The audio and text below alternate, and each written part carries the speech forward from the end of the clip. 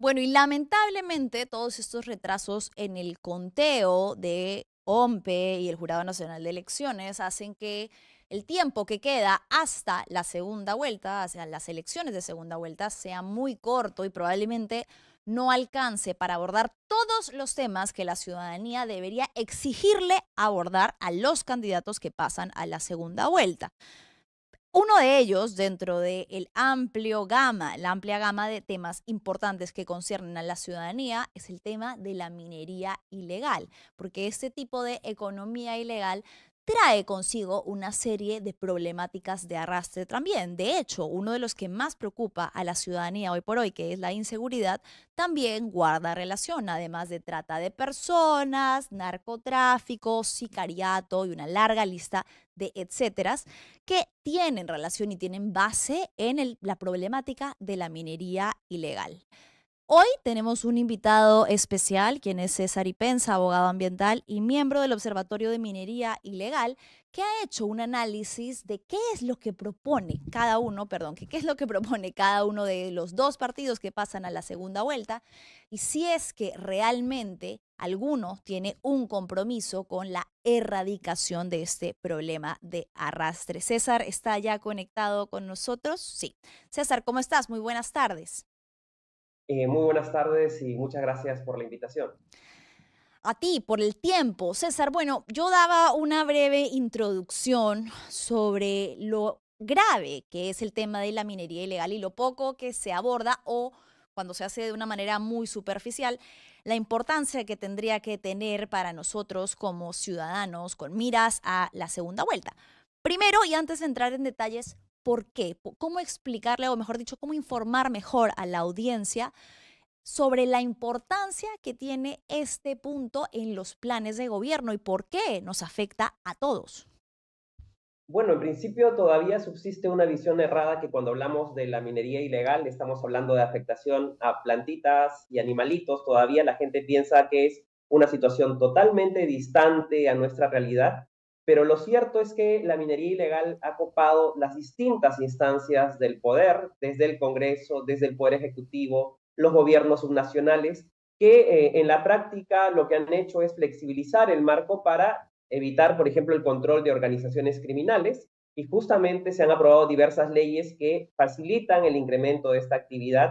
Y nuevamente, por ejemplo, en el tema de seguridad, se habla mucho del sicariato y la extorsión, Sí. y las mismas rutas que sigue la minería ilegal, los explosivos de la minería ilegal, son las mismas rutas que se utilizan también para los explosivos del sicariato y la extorsión. Todos los explosivos ingresan de contrabando desde Bolivia y obviamente se dice que van para la minería ilegal, pero también luego terminan siendo utilizados para extorsión y sicariato. Siguen una ruta larga desde Puno, Arequipa, la costa sur, ¿no? Y van por Lima y obviamente así solo planteamos cifras, por ejemplo, el año 2025 la minería ilegal ha movilizado 11.500 millones de dólares. Dinero Wow. que podría servir para muchas actividades, para mejorar las condiciones de mucha población y obviamente no necesariamente eso representa, más bien tenemos áreas deforestadas, tráfico de personas, sicariato, extorsión y afectación a bienes supremos como la vida misma de la persona, ¿no? Ya estudios diversos en Loreto, solo en la cuenca del río Nanay, el río Nanay, por ejemplo, provee agua para la ciudad de Iquitos, la Ujú. ciudad más importante de la Amazonía peruana, la más grande, que está impactada por la minería ilegal y ya los estudios demuestran que población local e indígena supera los límites permitidos por la Organización Mundial de la Salud, porque la población consume pescado contaminado y esto se está replicando en todas las regiones. Hay regiones como Huánuco, por ejemplo, en Puerto Inca, en Yuyapichis, donde el nivel de inseguridad se ha incrementado, la violencia producto de la aparición de esta actividad, porque la gente cuando tiene recursos o tiene dinero o oro, ¿no? Llama también a que aparezcan criminales para hacerse de estos bienes. Entonces, todo el tema de inseguridad está asociado altamente a la minería ilegal, pero también tenemos obviamente delitos conexos, ¿no? Entonces, es importante que los partidos y que aquellos que pretendan gobernarnos entiendan y planteen medidas concretas y reales para enfrentar esta actividad durísima y que cada día toma mayor poder y control del país, ya no Claro, solo por creo, organizaciones. creo que es importante ahí hacer la pausa entonces, a manera de síntesis, ¿no? Porque a veces quizás la ciudadanía lo percibe como un tema lejano, pero en realidad, por ejemplo, las economías ilegales se retroalimentan y tienen mucho que ver con problemáticas del día a día de la ciudadanía, como las que mencionábamos ahorita, ¿no?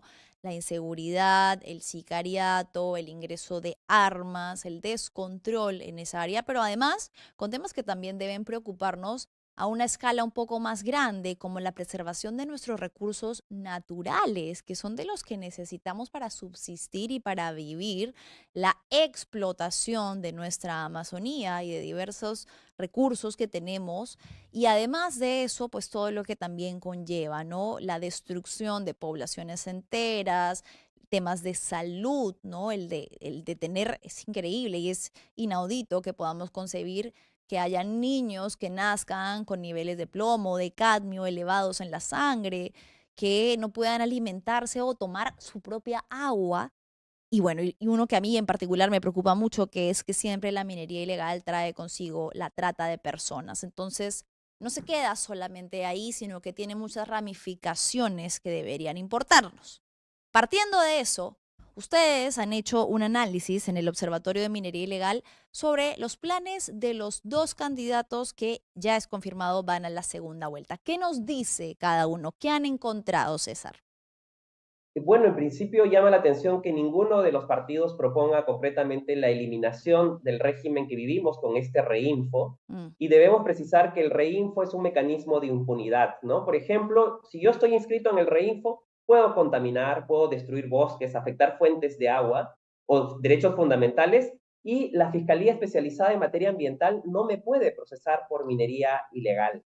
Es decir, todos somos iguales ante la ley según la Constitución, pero aquí hay un grupo de ciudadanos por encima de la ley, por encima de la Constitución, que tienen mayores beneficios y una protección suprema más allá de cualquier ciudadano, porque si yo, por ejemplo, tumbase un árbol o destruyese el bosque, tendría que ser procesado por un delito ambiental, pero en el caso de los mineros, con reinfo no pueden ser procesados. Y obviamente esto nos demuestra que en la práctica el status quo se va a seguir perpetuando en el tiempo con la permanencia de este registro, que debió ser temporal, y ya vamos más de 23 años de increíble. existencia con ese eterno proceso de formalización, ¿no? Claro, ninguno de los dos tiene como dentro de sus planes la eliminación del reinfo. De hecho, a Roberto Sánchez una de las críticas principales que se le hacía era su cercanía con sectores de la minería ilegal y el haber votado, pero tanto él como el Fujimorismo, ambos partidos, han votado a favor de la extensión de este plazo, ¿no?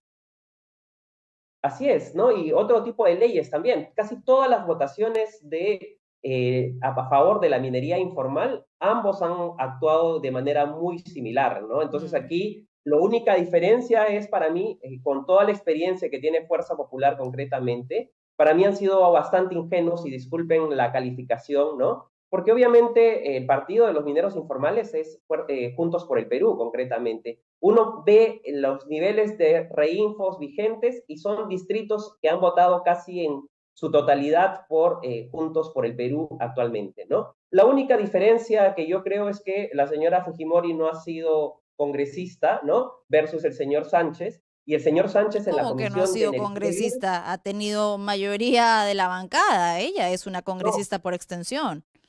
no digo personalmente ella, digo, ¿no? Digo concretamente porque lo que hemos visto es que el señor Sánchez ha llevado básicamente el mensaje de los mineros al Congreso y ha planteado iniciativas también en la misma línea que el Fujimorismo. Yo no tomaría ningún partido a decir uno u otro. Ambos Claro, partidos han actuado en igualdad de condiciones, solo que la participación del señor Sánchez ha sido personalísima durante las intervenciones de entiendo. la Comisión de Energía y Minas.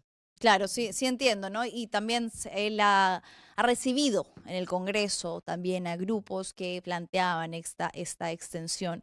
Entiendo entonces ahí la diferencia, pero sí creo que no hay que dejar de llamar la atención sobre la forma en la que Fuerza Popular ha votado también por este tipo de iniciativas que además complejizan, ¿no? Todo el tema del paquete de leyes pro crimen que complejiza la desarticulación de bandas criminales que son muchas veces las que encabezan esto. En ese sentido, entonces, ¿qué plantea OMI? ¿Qué deberían tener los partidos en cuenta o a qué compromisos deberían suscribirse para realmente erradicar o luchar por la erradicación de la minería ilegal? Bueno, desde el Observatorio de Minería Ilegal hemos venido insistiendo que durante los 100 primeros días de quien gobierne en un futuro no muy lejano, ¿no? Deberíamos plantear medidas concretas que se debe cerrar definitivamente este mecanismo y que se diseñe un nuevo régimen para la minería de pequeña escala y que tenga, obviamente, sea temporal, con mesas verificables y que garantice una trazabilidad de toda la cadena del oro durante todo ese proceso. Y por otro lado, el Ejecutivo debe elaborar y remitir una propuesta dentro de sus primeros 100 días de gobierno, ¿no? Al Congreso para que las plantas de beneficio, y esto es importante, ¿no? Mucho del mineral que se extrae en zonas de minería ilegal terminan siendo lavadas en plantas de beneficio. Y Mm. estas plantas de beneficio son consideradas pequeña minería o minería artesanal, superando incluso a veces la producción de la gran minería, ¿no? Entonces, no tienen estándares, no tienen muchas veces ni control, no hay quien las fiscalice, y estas plantas deben dejar de ser consideradas pequeña minería para pasar al régimen general y obviamente controladas por el Ministerio de Energía y Minas, por el Ministerio del Ambiente, entre otros organismos. Algo que nos ha llamado la atención, para la lucha contra la minería ilegal hay una partida presupuestal, la partida presupuestal 128, para poder interdictar o atacar la minería ilegal en las zonas donde se desarrolla. Y el presupuesto público para este año 2026 a la Fiscalía Especializada en Materia Ambiental son 0 soles. No, Entonces, grave. sí, el Poder Ejecutivo tiene que asignarle un presupuesto extraordinario dentro de ese plazo para que se pueda realizar verdaderamente la lucha contra la minería ilegal. Sin la Fiscalía, la Policía ni la Marina pueden intervenir. Entonces, nuevamente eso requiere, ¿no? De alguna manera abordarlo. Y por otro lado, solicitamos que el Poder Ejecutivo impulse una iniciativa legislativa para prohibir el uso del mercurio para el año 2030. Ya países como Colombia y Ecuador han prohibido el uso del mercurio. Lamentablemente el Perú, a pesar de tener un dictamen hoy en día en la Comisión de Energía y Minas, no ha avanzado en esa discusión. Y obviamente no solamente es una medida prohibitiva, sino que acelere el uso de tecnologías limpias que eviten el uso del mercurio, y la tecnología existe hoy en día. Entonces, nuevamente, se debiese masificar este tipo de herramientas. Y por otro lado, para resumir, son 10 propuestas largas, pero en resumen, hemos visto cómo la corrupción se ha instaurado a todo nivel. Y pedimos en esas 100 días de inicio de gobierno que se implemente un ISO antisoborno y medidas de lucha contra la corrupción, prioritariamente en la Dirección General de Formalización Minera del Ministerio de Energía y Minas, y obviamente esta se replique en la policía, en la fiscalía, en la Marina de Guerra, porque lamentablemente no podemos seguir en ese camino donde un policía se le incauta barras de oro que luego las disfraza, se Mm, hace esta barra de los oro vende. o encuentra en la cuenta de un policía 31 millones de soles. Nuevamente, este tipo de medidas nos muestra que la corrupción está instaurada, enquistada y sistematizada dentro de cada una de estas organizaciones. Bien, César, te agradezco muchísimo. Se nos ha ido volando el tiempo. Es un tema sin duda más amplio del que quizás podríamos llamar a las personas para que conozcan un poco más sobre lo que hacen en el Observatorio de Minería Ilegal, para darle la extensión que no tenemos aquí. ¿Dónde podrían conocer estas propuestas? Pueden buscarnos en cualquier buscador, el Observatorio de Minería Ilegal, y ahí además a través de todas sus redes publicamos estudios, análisis, propuestas, y creo que todos los ciudadanos, para poder ejercer correctamente nuestra ciudadanía, tenemos que informarnos y obviamente votar en base a ello, ¿no? Entonces los invitamos a visitarnos a través de nuestras diversas redes del Observatorio de Minería Ilegal. Muchísimas gracias. A ti, César, muchas gracias. Ha sido César Ipensa, quien es abogado ambiental y miembro del Observatorio de Minería Ilegal, que nos hablaba, pues entonces ha dado un diagnóstico grave, ¿no? Dice, las dos propuestas políticas que pasan en la segunda vuelta no distan mucho la una de la otra en cuanto a los vacíos que dejan sobre la minería ilegal y en la manera en la que ambos han votado por extensiones de Reinfo y por el acercamiento hacia la minería ilegal. No tiene ninguno una propuesta concreta de la eliminación de este registro ni planes futuros sobre cómo manejar un problema que venimos arrastrando desde hace más de 20 años.